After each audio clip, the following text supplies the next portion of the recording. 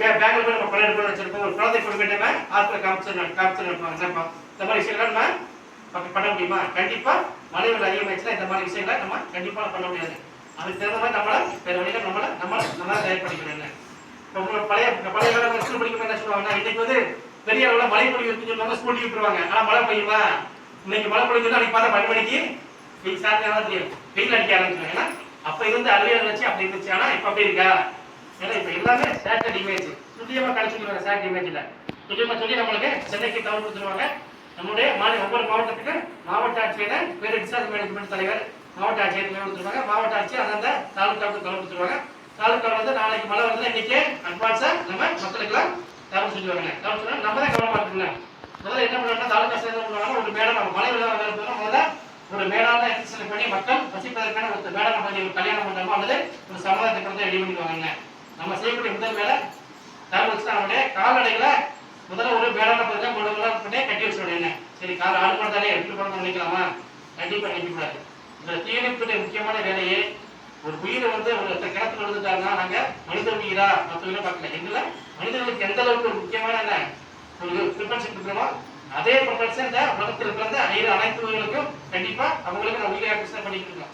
ஒரு மனித மட்டும் கொடுத்தாங்க, ஒரு விலங்கு நமக்கு நினைக்க கிடையாது. ஒரு வீட்டுக்கு ஒரு பாம்பு வச்சுன்னா உடனே போய் இந்த பாம்பை ரெஸ்கியூ பண்றாங்க. ஏன்னா அந்த பாம்பால பாதிப்பு மனிதர்களுக்கு கண்டிப்பா ஏற்படக்கூடாதுங்க. அதுக்காக பண்றோம். அந்த பாம்பை இறந்துக்கூடாது, அது முக்கியமா இருக்குல்ல. அந்த மனிதனை மட்டும் காப்பாற்ற மட்டும் பார்த்தாரு, அந்த பாம்பையும் பத்திரமா அந்த பாம்பை சேஃப்டியா அந்த பாம்பை பிடிச்சுக்கொண்டே ஒரு காட்டுக்கு என்ன. அதனால நாங்க இந்த விஷயத்துல ரொம்ப கவனமா இருக்கோம். ஆனா நீங்க செய்யக்கூடிய வேலை இந்த மாதிரி கிடையாது. என்ன பண்ணுவோம்னா, நீங்க ஒரு தாய் தந்தைகிட்ட சொல்லணும், அப்பா மழை காலம் தொடங்க போகுது, அம்மா மழை காலம் தொடங்க போகுது, நம்மளுக்கு தேவையான உணவுனா ஒருத்தருடைய வசதி அதிகமா இருக்கலாம், ஒருத்தருடைய வசதி வாய்ப்பு கம்மியா, நம்மளால பிடிச்ச ஒரு 5 நாள் ஒரு 10 நாளைக்கு தேவையான உணவுப் பொருளை கண்டிப்பா நம்ம சேமிச்சு வச்சிருக்கோங்க. ஏன்னா இந்த விஷயம் நம்மளுக்கு இந்த மாதிரி பருவமழை காலம் நம்மளுக்கு முன்னாடி இருந்தது தமிழர்கள் உலக அளவுல நம்முடைய தமிழர்கள் முன்னாடி இருந்திருக்காங்க. அதுவும் குறிப்பா பண்ண செட்டிநாடு நகரத்தாரு. இங்க செட்டிநாடு நகரத்தார் வீட்டை போனீங்கன்னா அந்த மழை மாதிரி வச்சிருப்பாங்க. ஒவ்வொரு வீட்டை ஒரு 4 காசு ஐடியா வச்சிருப்பாங்க.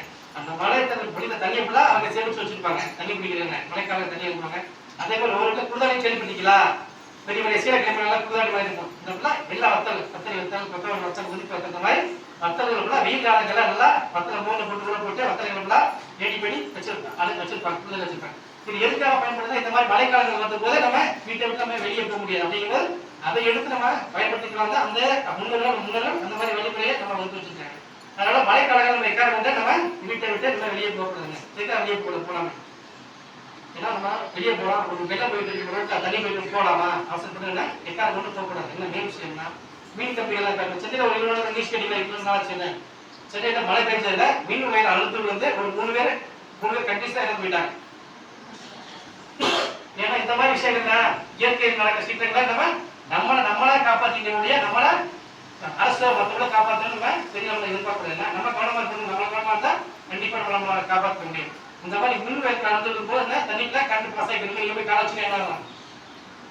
உடனே கண்டு செல்வையே நம்ம வீட்டில் இருப்பதற்கு வாய்ப்பு அதிகமாக இருக்குங்க. அதே மாதிரி இந்த பாம்பெல்லாம் இந்த மாதிரி மழை நேரங்கள்லாம் சுத்த விட்டு வெளியே ஆரம்பிக்கும். அப்போ பாம்புகள் வந்து போயிட்டு இருக்கோம். அதனால எக்காரணங்கள் வந்து நம்ம மழைக்காலங்கள்ல அவசரப்பட்டு முடிந்தவரை நம்ம வெளியே போறதை கண்டிப்பா அவாய்ட் பண்ணணும். அதே மாதிரி மழை காலம் மின்னல் அதிகமா இருக்குங்க.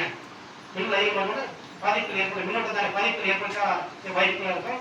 அதனால மழை நேரம் வந்து முடிந்தவரை நம்ம உயரமான மரங்கள்லையோ அந்த மாதிரி உயரமான மரங்களையோ உயரமான கட்டிடங்களையோ நிற்கிறத கண்டிப்பா நம்ம மழைக்காலங்களில் முடிந்தவரை அவாய்ட் பண்ணிடணுங்க.